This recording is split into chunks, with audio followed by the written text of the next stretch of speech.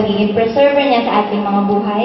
May all con Sister Tina Fenina para pangunahan tayo. Palakpakan natin si Lord Jesus. Okay, kaya pa.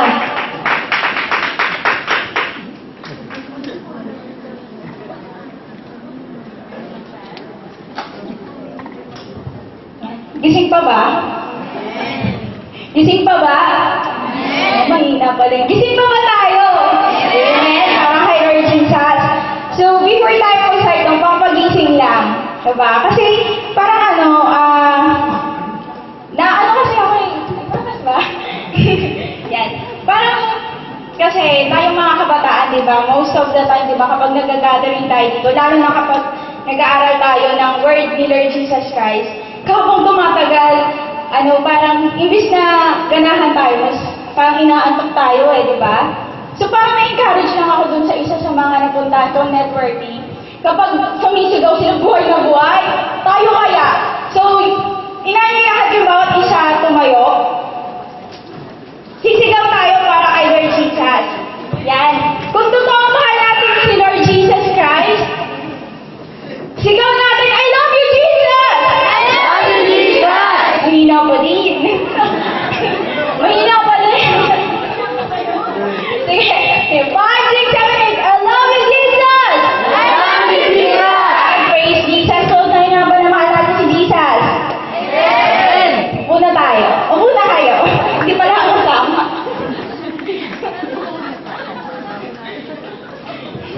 Ayan. So, yung next naman na itadahon natin is yung providence and preservation.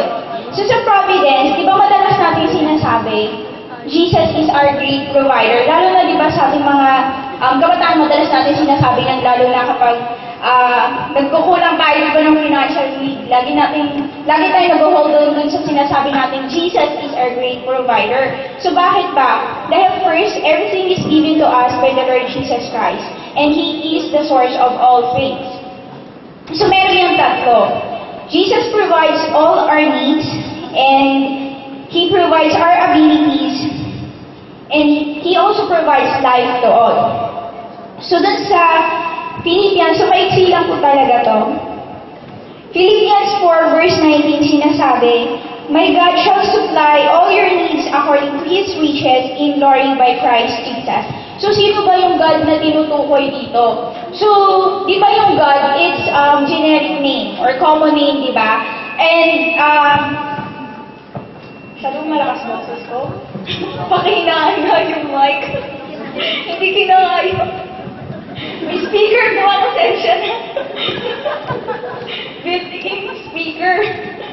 Yan. So, yung God na tinutukoy dito, walang iba kundi yung God the Father. So, sinasabi, ibibigay niya ang lahat ng inyong kailangan sa pamamagitan ni Kristo, sa pamamagitan ni Lord Jesus Christ. Bakit? John 3:35, the Father loves the Son and has placed everything in His hands. Diba? So, lahat ng bagay na kay Lord Jesus Christ na. And, isa pa, bakit kay Lord Jesus Christ, diba? Kasi si Lord Jesus Christ lang yung nagbaba ng kanyang sarili at umabot sa ating lahat. So, lahat ng bagay through kay Lord Jesus Christ natin makukuha. Jesus provides all of our abilities. Doon sa John 15:5, ito madalas pang naririnig natin example sa mga bishop, sa mga pastors, at kay Rev. So, I am the vine, you are the branches. If you remain in me and I in you, will bear fruit. Without me, you can do nothing. So tayo lahat, di ba, wala tayong magagawa without the Lord Jesus Christ. Bakit? Yung buhay natin, yung hininga natin, yung kalakasan natin, nanggagaling yan kay Lord Jesus Christ. Even yung mga gift natin, yung mga abilities natin, kumanta, sumayaw, di ba? Dun sa mga maliliit na bagay na nagagawa natin, galing yan lahat kay Lord Jesus Christ. And next, Jesus provides life to all. Acts 17:25, He gives to all life, breath, and all things. Yan. So, yun nga, katulad ng sinabi ko kanina, si Lord Jesus Christ yung nagbibigay sa atin ng buhay, ng hininga, at lahat ng bagay. Pero hindi lamang yung buhay natin dito sa sanlibutan yung binigay niya, kundi binigay niya rin yung eternal life sa atin, di ba? John 3:16 verse 17, For God so loved the world that He gave His only begotten Son, that whosoever believeth in Him should not perish, but have eternal life. So eternal na nga habang buhay. For God sent His Son into the world, For God sent His Son into the world, For God sent not His Son into the world to condemn the world, but the world through Him might be saved. Yan. So, sa pamamagitan ni Lord Jesus Christ, maliligtas tayo. Okay. So, number 2, providence is Jesus' infinitely gracious, absolutely just, and ever merciful government, care, and direction of everyone. So, pag sinabing infinitely gracious, doon sa Ephesians 4:7, but unto every one of us is given grace according to the measure of the gift of Christ. So grace, itong tatlo na to, napag-aralan namin to, na ituro na rin to ni Sister Lorraine. So sinasabi, grace is getting what we do not deserve, di ba? So tayo, makasalanan tayo, di ba? Dahil nga, di ba dahil sa isang tao, pumasok yung kasalanan dito sa sanlibutan. So, tayo makasalanan tayo, hindi natin dapat deserve na maligtas, but then dahil nga dun sa biyaya ni Lord Jesus Christ, tayo ay naligtas. Jesus is absolutely just. Sa Deuteronomy 32 verse 4, He is the rock, His word is perfect. For all His ways are judgment, a God of truth and without iniquity. Just and right is He.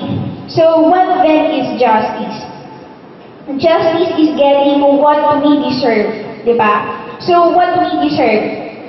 Yung deserve natin yun, di ba? Kasi makasalanan nga tayo. So dun sa Romans 6:23, for the wages of sin is death. So kahit nasabihin natin na binigyan tayo ng salvation ni Lord Jesus Christ, hahantong at hahantong pa rin tayo sa kamatayan dahil yun nga yung cause ng kasalanan natin, di ba? Physical death itong tinutukoy ko Next, Jesus is ever merciful. Deuteronomy 4 verse 31. For the Lord thy God is a merciful God. He will not forsake thee, neither destroy thee, nor forget the covenant of thy father which he sware unto them. So what then is mercy? Mercy is not getting what we deserve. Okay, so tayo, makasalanan nga tayo. So, kung hindi dahil sa awa ni Lord Jesus Christ, no? So, tayo dapat sa kasalanan natin, ma-experience natin yung summary nitong tatlong to, infinitely gracious, absolutely just, and ever merciful. So, dahil nga sa kasalanan natin, karapat-dapat lamang tayo na mamatay. Pero dahil sa biyaya ni Lord Jesus Christ, binigyan niya tayo ng kaligtasan, ng eternal life. Pero, though nandun na yung salvation, hahantong at hahantong pa rin tayo sa physical death dahil sa cause nga ng kasalanan natin. Okay? And, okay, next part naman tayo sa preserver. So, Jesus is our great preserver. The Lord Jesus Christ is the one who gives to all life, breath, and all things. So, ito ulit sa Acts 17 verse 25, He gives to all life, breath, and all things. So, Jesus did not just create us, but He continues to preserve us. So, bakit pa? So, si Lord Jesus Christ, kung i-continue natin basahin dun sa Acts 17 verse 27, sinabi, ginawa niya iyon upang hanapin nila ang Diyos, baka sakaling sa kanilang paghahanap siya ay matagpuan nila. So, yung pagpe-preserve sa atin ni Lord Jesus Christ, kaya tayo pinipreserve ni Lord Jesus Christ para mas lalo pa nating hangarin or gustuhin na makilala siya, na pagsilbihan siya. Number 2, Jesus holds all things together. By Him all things consist. Colossians 1 verse 17. And He, Jesus, is before all things, and by Him all things consist. All of us are kept in the present state. Our existence, order, and arrangement are continued by the Lord Jesus Christ's power. If unsupported by Him, we would fall into disorder or sink back to nothing. Jesus is sufficient to uphold the universe. His power is needed to preserve the harmonious action of the suns and system of which it is composed. All things, the world, universe, and every little thing is preserved by Him. So, pinapanatili niya yung kaayusan. Dahil pinapanatili ni Lord Jesus Christ yung kaayusan. So, imagine na lang natin yung mundo kung walang kaayusan, di ba? So, kaya niya pinapanatili yung kaayusan para magkaroon tayo para maging order yung lahat. So, isipin natin, example natin sa government, di ba? Kung wala yung mga namumulong sa atin, kung wala yung nagbibigay sa atin ng law, sa tingin kaya natin magiging in order yung lahat ng bagay, di ba? Hindi. Di ba? Kung papansinin natin ito hindi naman political issue, di ba? Ano lang, kung i-compare lang natin, di ba? Yung mga bansa na hindi sumusunod or yung mga bansa na magulo yung government nila, talagang wala sila sa order, di ba? Unlike dun sa mga bansa na sumusunod talaga dun sa government nila. So, nasa maayos. Ganun din yung kay Lord Jesus Christ. So, lahat ng bagay, ginawa niya or pinanatili niya sa kaayusan. And, last, the story of Joseph. Yan, sabi ko sa inyo, maiksi lang eh. So, the story of Joseph, dun sa Genesis, chapter 45, verse 7, and God sent me before you to preserve you a posterity. Or, posterity means future or years to come in the earth and to save your lives for a great deliverance. Di ba dun sa story ni Joseph, di ba? Ang nangyari doon, sino ba nakakalam dito ng story ni Joseph? Yan.